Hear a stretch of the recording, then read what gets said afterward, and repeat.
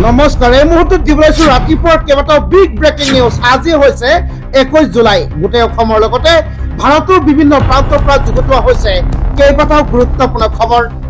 অসমত আৰম্ভ হ'ব গৈ আছে জংগী আন্দোলন। হয়, আজিৰ এই ভিডিঅ'টি প্ৰতিজন মুছলমানৰ বাবে বহুত গুৰুত্বপূৰ্ণ, কাৰণ মুছলমানসকলে আৰম্ভ কৰিব গৈ আছে জংগী আন্দোলন। হয়, এই ভিডিঅ'টি আপুনি প্ৰকৃত মুছলমান হলে এটা লাইক আৰু এই চেনেলটো সাবস্ক্ৰাইব কৰি ৰাখিব।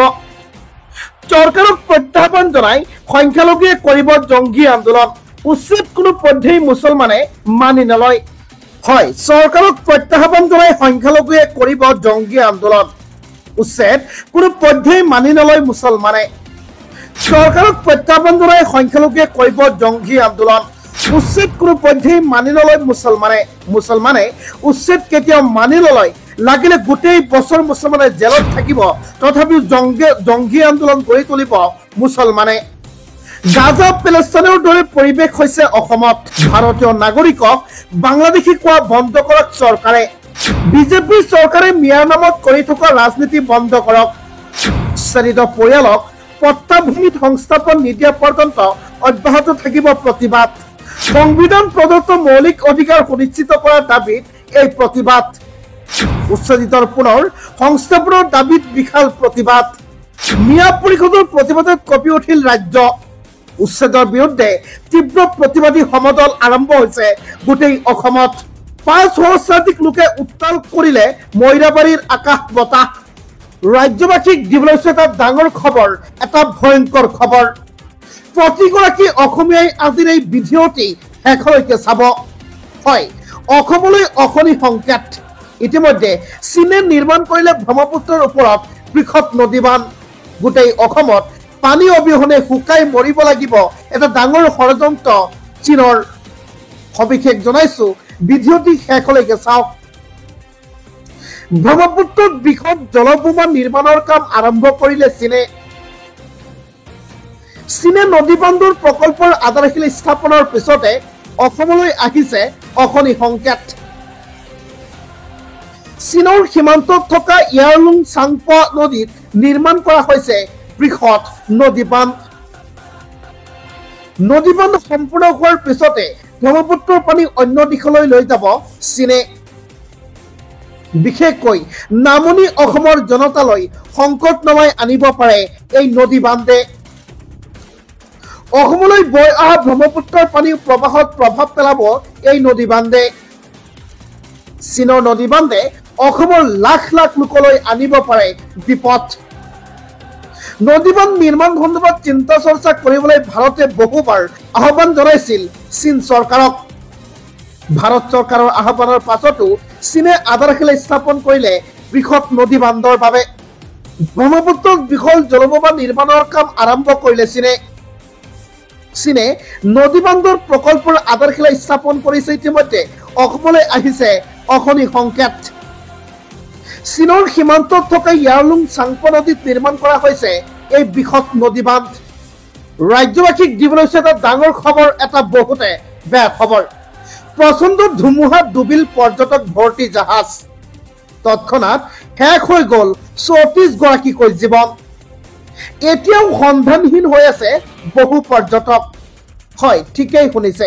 ক'ত ঘটিছে এই কৰুণ ঘটনা জনাইছো সবিশেষ। ভিডিঅ'টি অলপ স্কিপ নকৰাকে শেষলৈকে চাওক। প্ৰচণ্ড ধুমুহা বৰষুণত ডুবি গ'ল পৰ্যটক ভৰ্তি জাহাজ। নিমিষতে পানীত ডুবি ককবকাই প্ৰাণ গ'ল 34 গৰাকীকৈ পৰ্যটকৰ। এতিয়াও সাগৰত সন্ধানহীন হৈ আছে 8 গৰাকীকৈ পৰ্যটক। উপসাগৰত অৱসৰ বিনোদন উপভোগ সময়তে এই ডাঙৰ অঘটন। হঠাৎ অহা ধুমুহা বৰষুণত নিয়ন্ত্ৰণ হেৰুৱাই বাগৰি পৰে বৃহৎ জাহাজ। 48 গৰাকী যাত্ৰী আৰু 5 গৰাকী ক্ৰু মেম্বাৰ আছিল এই জাহাজখনত। প্ৰচণ্ড ধুমুহা বৰষুণত ডুবি গ'ল পৰ্যটক ভৰ্তি জাহাজ। নিমিষতে পানীত ডুবি ককবকাই প্ৰাণ গ'ল প্ৰায় 34 গৰাকীকৈ পৰ্যটকৰ। মুখ্যমন্ত্ৰী হিমন্ত বিশ্ব শৰ্মাই দিলে এটা ভাল খবৰ, এটা বহুতে গুৰুত্বপূৰ্ণ খবৰ। গছপুলি ৰোৱা মহিলাই শীঘ্ৰেই লাভ কৰিব চৰকাৰী ধন। আপুনিও 10,000কৈ টকা লাভ কৰিব। ইতিমধ্যে মুখ্যমন্ত্ৰী হিমন্ত বিশ্ব শৰ্মাই কৰিছে ডাঙৰ মন্তব্য। প্ৰকাশ পালে ডাঙৰ তালিকা। কোনে কোনে পাব এই ধন, এতিয়াই কৰক পৰীক্ষা। গছপুলি ৰোৱা মহিলাই শীঘ্ৰেই লাভ কৰিব চৰকাৰী ধন। সমষ্টি ভিত্তিক প্ৰকাশ পালে তালিকা। কোনে কোনে লাভ কৰিব উদ্যমিতা আঁচনিৰ ধন। শীঘ্ৰেই সকলো মহিলাই লাভ কৰিব 10,000কৈ টকা। আগষ্ট মাহৰ পৰাই লাভ কৰিব এই টকা। হয়, আগষ্ট মাহৰ পৰাই লাভ কৰিব প্ৰথম কিস্তিৰ 10,000কৈ টকা। আগষ্ট মাহত 5টাকৈ সমষ্টিৰ বাছনিভুক্ত মহিলাই লাভ কৰিব 10,000কৈ টকা। প্ৰকাশ পালে সমষ্টি ভিত্তিক ধন বিতৰণৰ দিন। আগষ্ট মাহত নলবাৰী, জাগিৰোড, পাথাৰকান্দিৰ লগতে মাৰ্গাৰিটা, ধুবুৰীৰ লাখ লাখ মহিলাই লাভ কৰিব 10,000কৈ টকা। সমষ্টি ভিত্তিক ধন বিতৰণৰ দিন ইতিমধ্যে ঘোষণা কৰিছে চৰকাৰে। গছপুলি ৰোৱা প্ৰতিগৰাকী মহিলাই শীঘ্ৰে এই চৰকাৰী 10,000কৈ টকা লাভ কৰিব বুলি ডাঙৰ ঘোষণা কৰিছে মুখ্যমন্ত্ৰী হিমন্ত বিশ্ব শৰ্মাই।